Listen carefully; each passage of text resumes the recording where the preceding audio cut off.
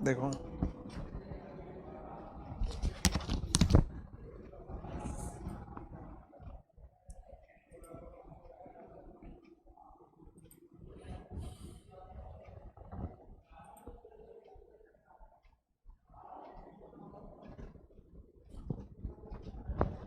Hello students, कैसे हूँ?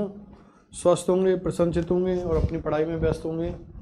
इसी आशा उम्मीद के साथ मैं विष्णु सोनी कू science academy live class platform पर आपका वेलकम करता हूँ। तो बेटा, अपन लोगों ने last male reproductive system start किया हुआ है। नर जनन तंत्र,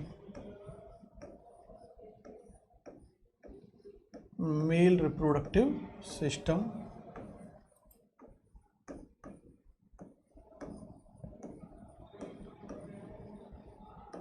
और मेल रिप्रोडक्टिव सिस्टम के अंदर बेटा हम लोगों ने जो फर्स्ट पार्ट डिस्कस कर रहे हैं नर जनन तंत्र का, वो कौन सा बेटा? आप लोगों के वृषण है।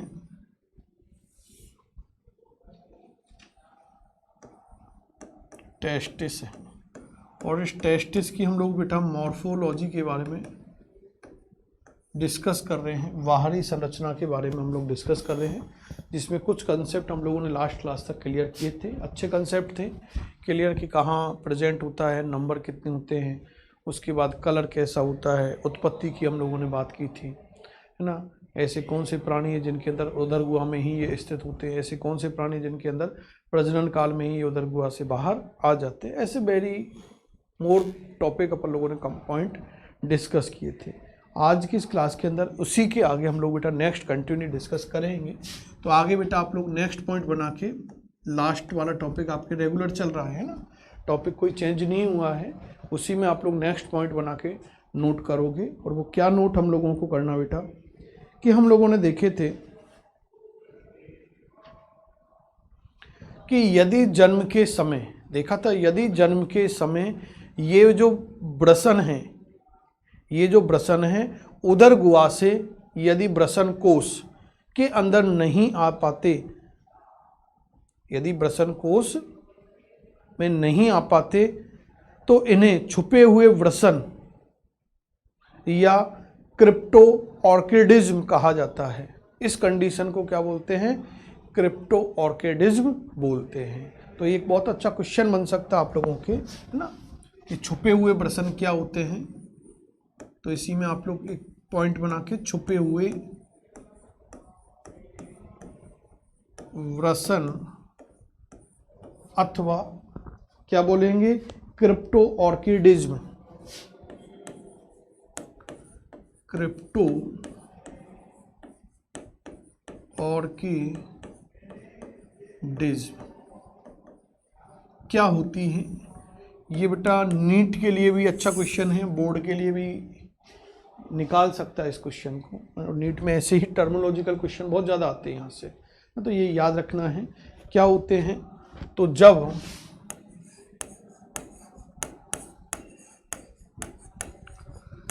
जन्म के समय भी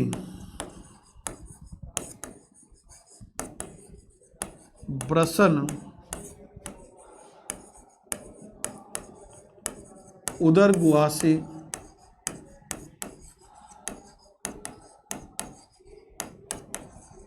वृषण कोशों में नहीं आ पाते,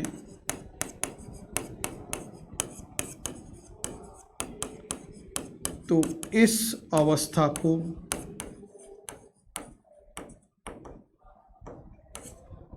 क्रिप्टो ऑर्किडिज्म, तो इस अवस्था को क्या बोलेंगे? क्रिप्टो ऑर्किडिज्म कहा जाता है।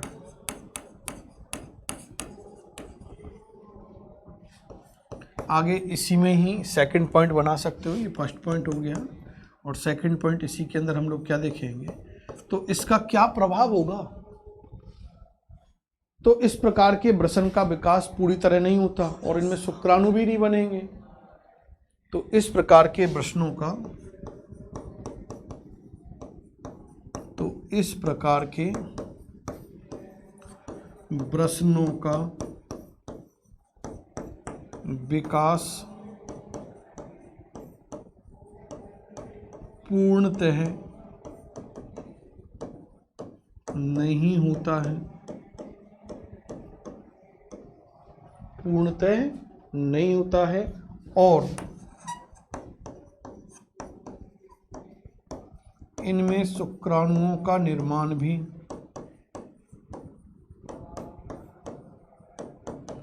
लास्ट भी बताया है बेटा आपको, है ना, का निर्माण भी नहीं होता है। और क्या दे सकते हैं, इसी में हम लोग थर्ड पॉइंट भी दे सकते हैं क्रिप्टो ऑर्किडिज्म के अंदर, कि बाद में इनमें कैंसर उत्पन्न हो जाते हैं, बाद में इनमें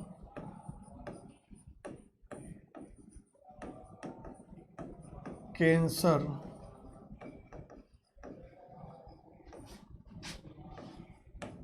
उत्पन्न हो जाती है, उन प्रश्नों के अंदर क्या हो जाएगी, कैंसर बन जाता है। क्लियर? कोई डाउट यहाँ तक? आगे हम लोग डिस्कस करें। अब हम लोग बेटा आगे नेक्स्ट पॉइंट जो डिस्कस कर रहे हैं इस क्रिप्टो ऑर्किडिज्म की बाद, नेक्स्ट पॉइंट जो बना रहे हैं वो क्या है कि जो प्रत्येक वृषण कोष है, प्रत्येक वृषण कोष है, इसकी जो दीवार है पतली एवं,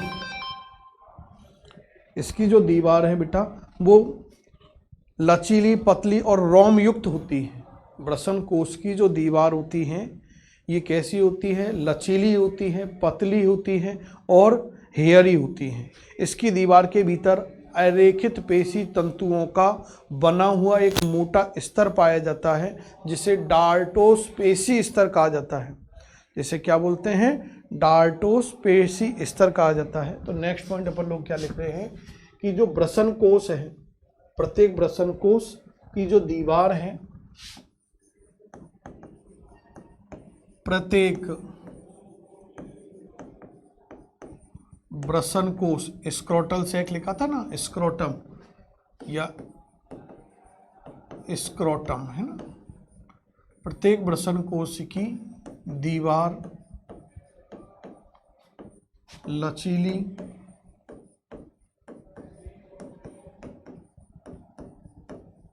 पतली एवं लचीली, पतली एवं रोम युक्त होती हैं।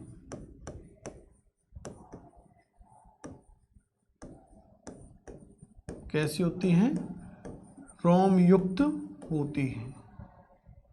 अगला पॉइंट क्या मेंशन कर रहे हैं कि इसकी दीवार के भीतर, अगला पॉइंट क्या लिखोगे, अच्छा क्वेश्चन है ये भी, इसकी दीवार के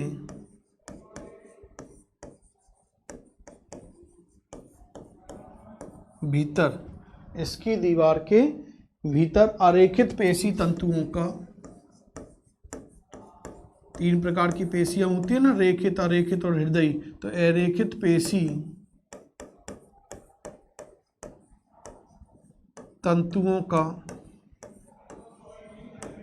अरेखित पेशी तंतुओं का बना एक मोटा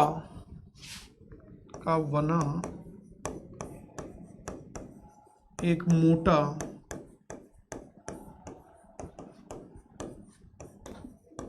स्तर पाया जाता है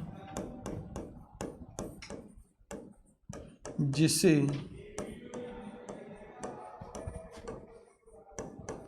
डार्टोस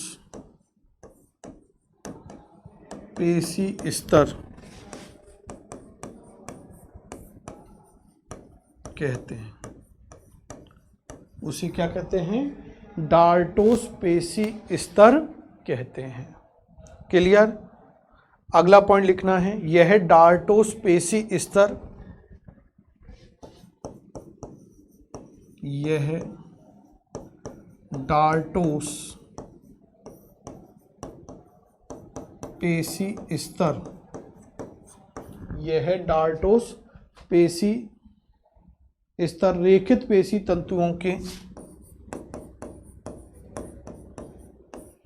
रेखित पेशी तंतुओं के बने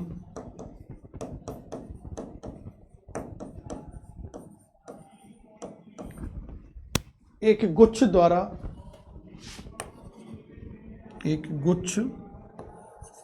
द्वारा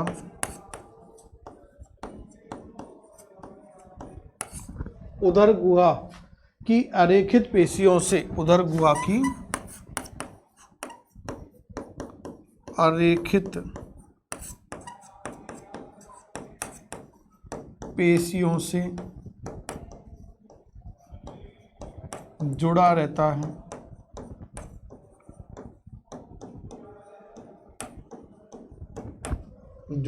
है, जिसे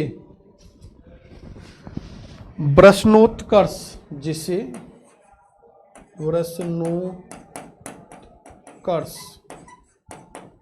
कहते हैं। क्लियर? अगला पॉइंट लिखना है कि प्रत्येक वृषण कोश की गुहा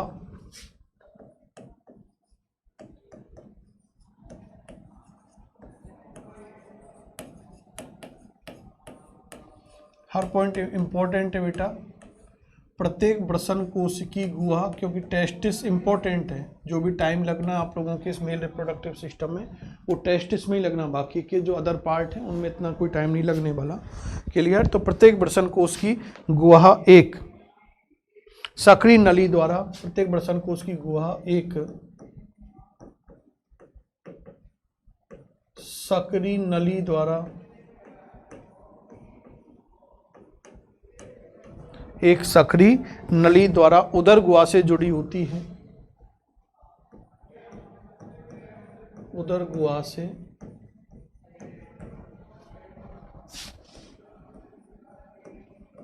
जुड़ी रहती है, जिसे वक्षण नाल इंग्विनल केनाल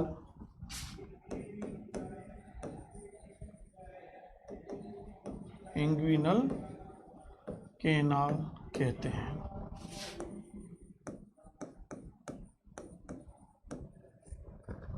जैसे क्या कहते हैं? इंग्विनल केनाल कहते हैं, वक्षण नाल कहा जाता है। क्लियर?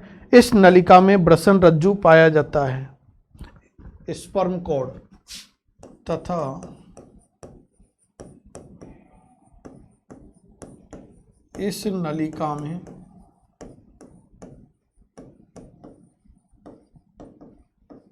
वृषण रज्जु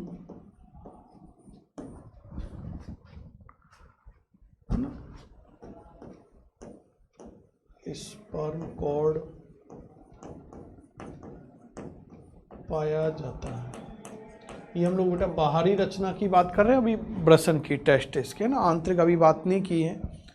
अब यदि और भी अपन लोग देखें तो अगला पॉइंट आप लोगों को क्या लिखना है?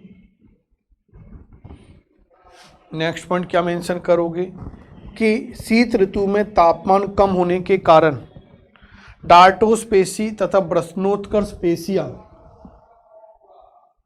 संकुचित हो जाती हैं। तो शीत ऋतु में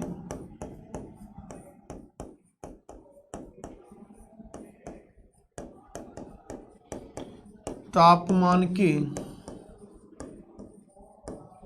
कम होने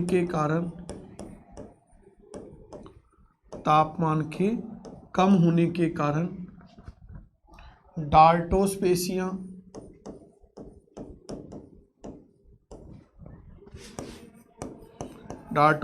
कैसी होती है बेटा? अरेखित प्रकृति की होती है। तो डार्टोस पेशियां तथा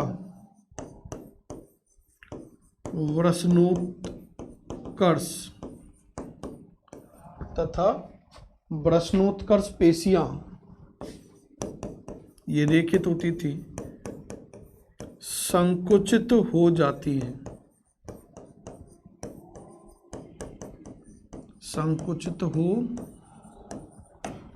है, क्लियर? क्या हो जाएंगी? संकुचित हो जाती हैं, जिससे वृषण कोश खिसक कर उदर गुहा के समीप आ जाते हैं, जिससे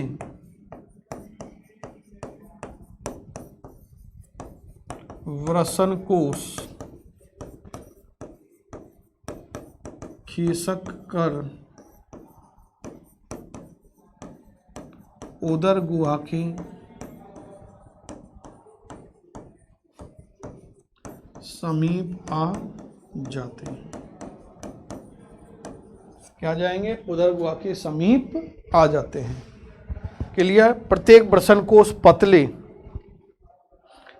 लचीले तंतुओं के द्वारा वृषण कोश की भीतरी सतह से क्या होते हैं? जुड़े हुए होते हैं, जिन्हें क्या कहा जाता है आप लोगों के बेटा? गोबैरुलिकुलम कहा जाता है। क्लियर? तो एक लास्ट पॉइंट आप लोगों को इसके अंदर क्या मेंशन करना है कि प्रत्येक वृषण कोश या प्रत्येक वृषण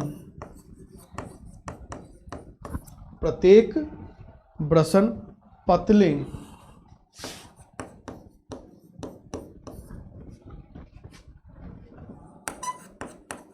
लचीले तंतुओं द्वारा वृषण कोश की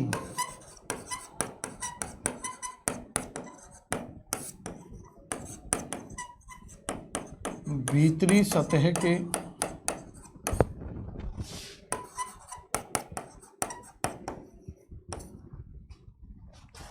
के साथ जुड़े रहते हैं, जिसे गोबैरुलिकुलम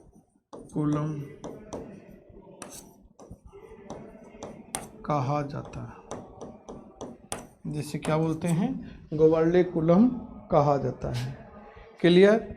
यहाँ तक कोई बेटा डाउट?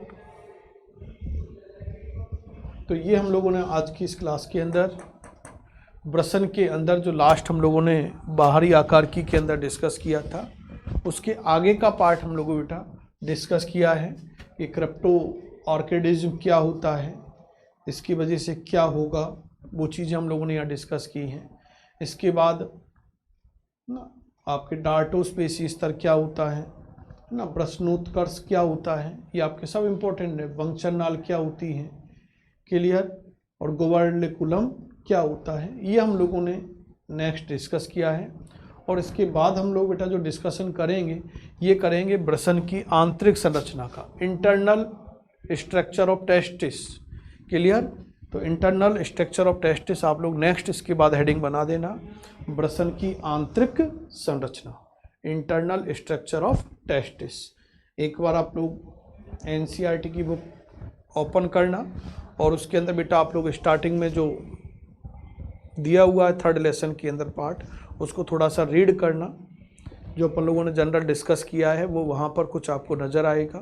क्लियर? नेक्स्ट क्लास के अंदर हम लोग इंटरनल स्ट्रक्चर को डिस्कस करेंगे। Thank you, good bye.